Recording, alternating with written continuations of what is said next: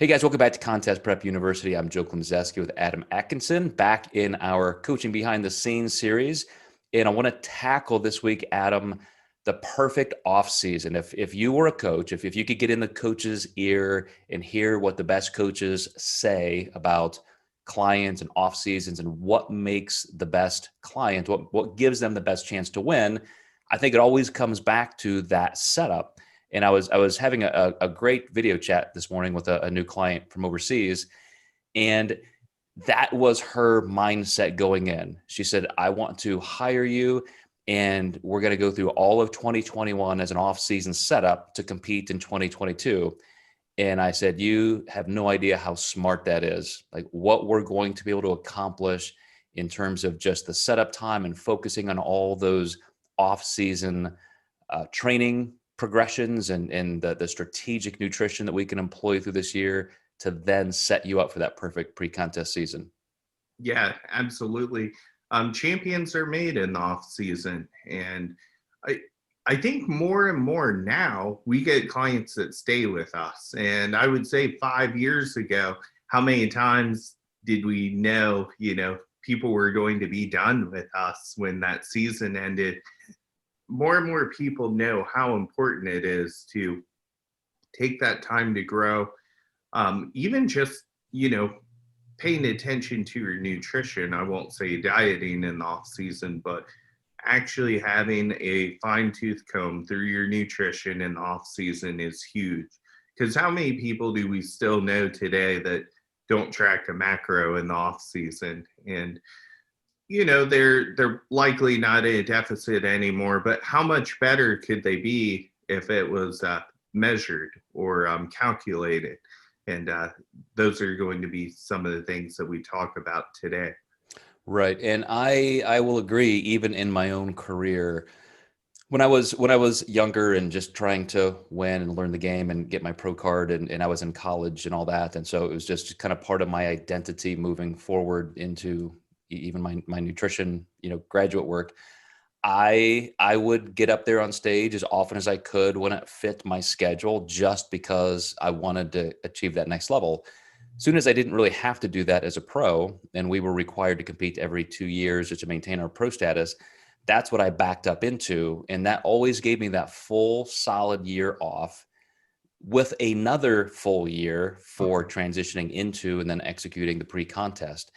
And it's how you really make progress. And I would say, I've often joked on our podcast about this, that I've always started in last place, starting at my first contest all the way through different categories, divisions, opens, regional shows, national shows, pro. Just that next rung was always a brutal wake up call. But as soon as I did become a pro, backed up into those 2 year off season plans, that's when I started making bigger jumps, always, getting higher and higher in the ranks as I moved up. And one of the things that I think people fail to give credit to is not just the recovery, that the time you're not dieting, but the chance to really be strategic about your training. And that's something that we don't always talk about as nutrition and prep coaches. Training is just kind of a given. We think people know what they're doing in the gym. They're training hard. That's good. But when you have that time to focus on it as a coach, I think it's really a great opportunity to sync up the nutrition. And I don't know about you, Adam. I mean, do you actually provide training? I mean, absolute set by set, workout by workout training progressions for all of your clients? Not all. So they have the option to do training with me. Some of them have in-person trainers that they work with. So it just kind of depends on the need of the client. But I would say a majority of my clients do some sort of programming with me. And some might do it in the off season only, and then when prep starts, they stop. Or oddly enough, some people will only do the training during the season instead of the off season. So it just really depends. I've noticed a big shift. First of all, maybe 15, 20 years ago, either a lot of people were just doing training on their own, or maybe because so many nutrition coaches now include it, I think more clients just expect it, because I also used to divide those two things. Not everybody wanted it. We had, a couple people in our company handling the training, And it was just kind of separate. We could keep nutrition and prep costs lower that way, and they could just piece in what they wanted. But now so many clients come and they just expect it. Hey, where's my training program? And so I think just because of that shift in the market and in the industry, I almost always bring it up and ask, what they would prefer. But with this particular client today, it kind of becomes a centerpiece. If we're going to have an entire year off season first, or even if it was a client that's been working with me for years and we're moving into that, it's just a given that has to be the anchor. That training is going to be everything. So I would like to hear from you, Adam. If you had that entire full year of off season, how do you start prioritizing and planning the training? Yeah, so it really depends on if they came directly out of prep or not. That first phase in training might be more about recovery than anything. You just got done with a very, very long season.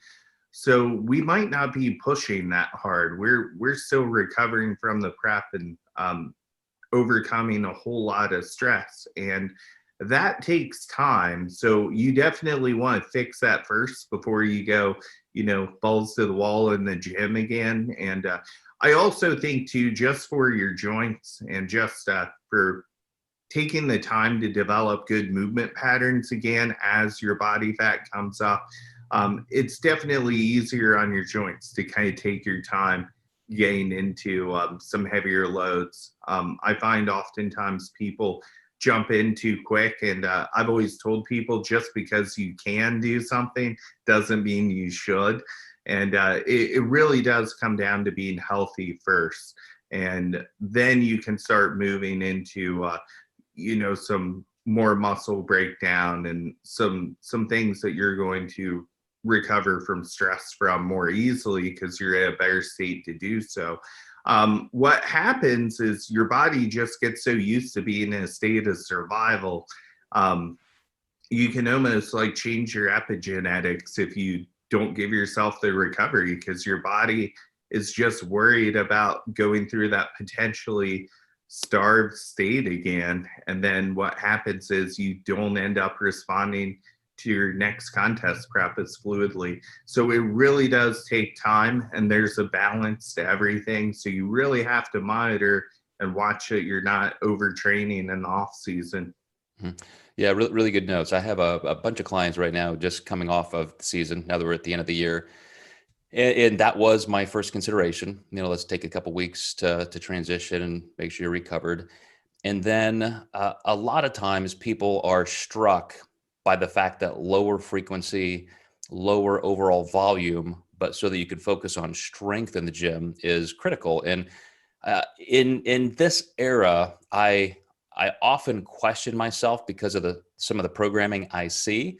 How many bikini competitors come to you with a program from somebody else, and they're training glutes 6 times a week, legs 4 times a week, and then maybe 3 or 4 sets for back or something. I'm like, is this really effective? I mean, I don't think it's just being quote old school, but the physical medicine in me, the physical therapist who went through all the physiology of learning how sarcomeres are lined up and the actin and myosin filaments are shortening segments. And the only way you stimulate adaptation is based on how much force you create between those sarcomeres with those actin myosin filaments. I don't think you're going to do that by training glutes with 80,000 reps every single week versus having some periodization model where you're still training for gross strength. I was, again, having another video chat with a client, and we were talking about some of these things. And I said, I know it might be fun. Like I could give you an exercise where you're in the corner, standing on your head, moving this muscle this way on a medicine ball. But if you're really trying to gain the greatest glutes that just look like 2 medicine balls stuck together under your skin, it's going to be the person over there in the corner deadlifting 400 pounds while you're doing all that other crazy stuff. So I still go back to the basics in terms of muscle function, muscle development, and then we can prioritize the frequency and the intensity changes. And, of course, you're working in functionality and hypertrophy work, But all of that takes a lot of attention to those progressions, because you can't put everything you need for each muscle fiber type, all energy systems, all 3 or 4 as they're calculated now, energy systems in the body. You can't do that in every workout. So you have to have a method of periodizing that throughout a year with some block progressions. That's a great point. And one thing, a lot of my bikini competitors need shoulders and glutes. Those tend to be the 2 largest things that my women are behind on. But we can't just blast shoulders, glutes, and then also grow your legs and also grow your back. So we really have to pick and choose, what are we focused on in this block? And some good frequency can be great. I'll have some of my girls train glutes maybe 3 times a week, but that means they're not really touching their legs. They're, if you break down the whole body, you have to recover from it. But if we're breaking down just the glutes, you only have to worry about, all the metabolic processes to only recover the glutes. So I actually do have a female right now. She's made a incredible glute transformation because her feedback has been she's too big everywhere else except for her glutes. So we honestly don't train anything but glutes. So I feel like I've gotten lucky because we can train glutes almost 3 or 4 times a week, and she recovers just fine because it's the only thing we're breaking down. So also there just has to be that customization. I know you see it all the time where bikini girls are doing thousands of leg extensions, and they have big quads to begin with. So I'm like, unless you're doing wellness, what is the purpose of this? There is, interestingly, a lack of knowledge, I think, in some of the newer people, even those who are going through exercise science curriculums, in some of the principles of how to stimulate muscle, like what's really happening at that physiological level. And that's one of the things I don't hear a lot of coaches talking about. How do you contract that muscle fully? When you're doing a compound movement like a deadlift or a back squat, what is the real goal of that movement? Is it to overload with good biomechanics? You're getting the most strength disruption. You're putting the most force through your body as possible. Or is it to isolate a certain muscle group? And obviously we know the answer is the first. But then when you are doing something that's a little bit of an accessory movement, is there a way to use some, supersetting or drop setting or something that really does exhaust that muscle a little more completely, as you're talking about metabolic disruption? And then even why would you do that? How do you structure that into a training block? So again, when I start a client on something like maybe a deep off season, 3 time a week training, a lot of people balk at that and say, well, that's not enough. I want to train every day. I want to train 6 days a week. And then they do the actual workout and they realize, holy shit, I actually needed 2 days just to feel like I could go back to the gym. And it's not that you're doing just bro intensity type stuff. It's really getting to the heart of that, again, sarcomere level type force through the muscle. And that's how you feel when you've trained to that level. There are other times you just don't want to train to that level. You want to do more hypertrophy work or accessory work. But I think that's a key component to an off season. And then as I was telling my client this morning, you have to eat for that. That's the time that you want to plan on a calorie surplus when you're causing that much adaptation need through your muscular system and your nervous system. That's when it's going to be most beneficial. So if we can plan a 2 or 3 month training cycle where it's okay to gain a couple pounds and we're going to have that calorie surplus, then we can pull back a little bit on the strength work, add another day or 2 of training frequency, and then, bring calories back a little bit so we're not gaining too much. But these are the kind of thought processes I don't see a lot of people going through, competitors or coaches, that can really make or break the kind of progress that's possible in an off season. I find a lot of people that are very smart with training, they'll have a coach who's maybe not the best, training coach. And then they almost take what they got as a program as gold and they almost forget everything that they learned, in college or in the labs that they did, because they just categorize it as, well, this is a bodybuilding coach and this is how bodybuilders should train. And we almost give so much credit behind like how someone looks versus like what they actually know. And I know we've talked about this a lot, and it is contextual, depends on the person. But do you have kind of a general rule? If somebody is just exiting a contest season now, you have a full year before you start the next pre-contest cycle. What's the kind of weight gain you think is appropriate or that you would allow for a client? That one's tough because there's a lot of things that are going to flip that variable. The first is going to be them achieving a normal hormonal profile again. And we know that body fat really can dictate that to some degree, and also just stress. So some of my people might have to gain more weight than they want to achieve that healthy hormone profile.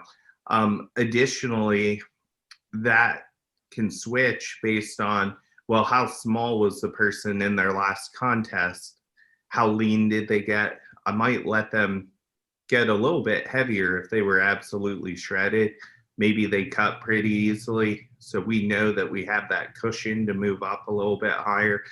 On the other hand, I might have somebody who has a very, very slow metabolism, and maybe we needed to lose 10 more pounds to be competitive. I might dance on the side of leanness as much as possible with that client. Again, with number one, that hormonal profile in view, but try to keep that person as lean as possible to make sure that they don't gain too much body fat, and then we can definitely bring a better result. But that may end up saying, you know what, we need more than a year off season. And this happens all the time.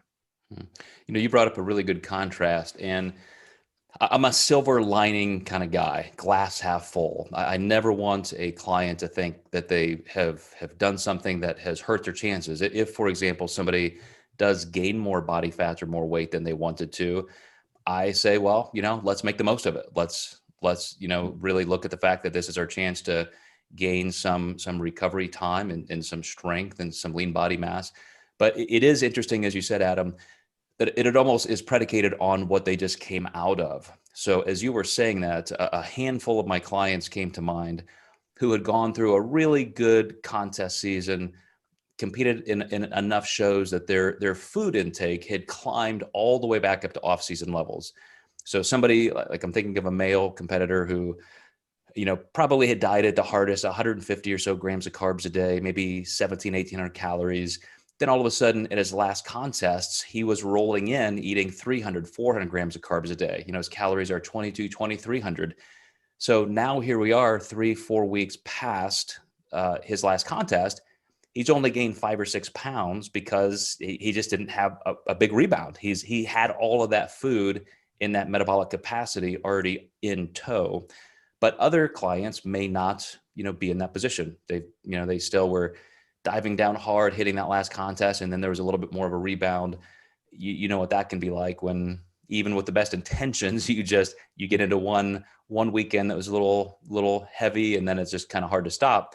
But again, that's not saying that you've blown something. Now the whole off season is going to be a waste of time. It's like, okay, let's work with that. Now you've got some cushion to play with in terms of, the food intake is already there.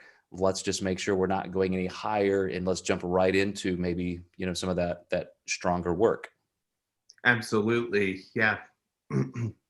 So as kind of a final note, again, with this being a coaching behind the scenes episode, if you did have that perfect client context, that person who gave you the entire year as an off season, it's somebody you've worked with previously, so you know each other, that rapport is there, you understand their body and their physiology very well.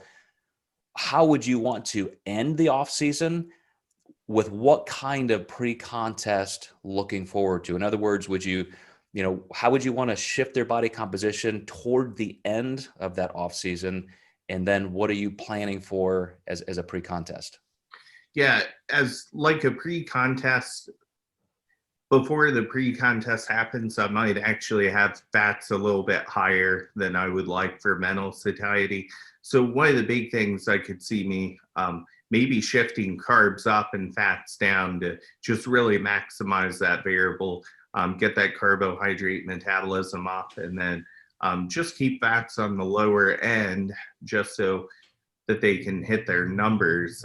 That's where that becomes difficult, is sometimes the carbs can get really out of range to the fats. The other thing would be is since we have been training hard for a whole year, towards the end of that off season, I would like some rest and a break from systemic stress. I would like cardio relatively low. Even if we were doing some, I would like to dial that back. Keeping caffeine intake low, because these will all be variables we can use during the prep to enhance things. So basically, almost trying to do the opposite of what we would do in a prep. Rest, make sure sleep's good. I think that's something that a lot of people overlook. And then trying to keep like the ergenic aids down, keep the caffeine down, keep cardio low, and just those will all be variables we can lean on once the prep starts. I hope everybody watching or listening understands how smart that is, Adam, in that it's almost like a macrocosm of if you were getting ready for an event. And if you look at the whole pre-contest season as something that's going to be physiologically taxing on many, many levels, you do want to have the most rest. You don't want to be totally beat up toward the end of that off season. You do want your food intake to be relatively as high as possible, so you're building that metabolic capacity toward the point where you're going to start creating a deficit.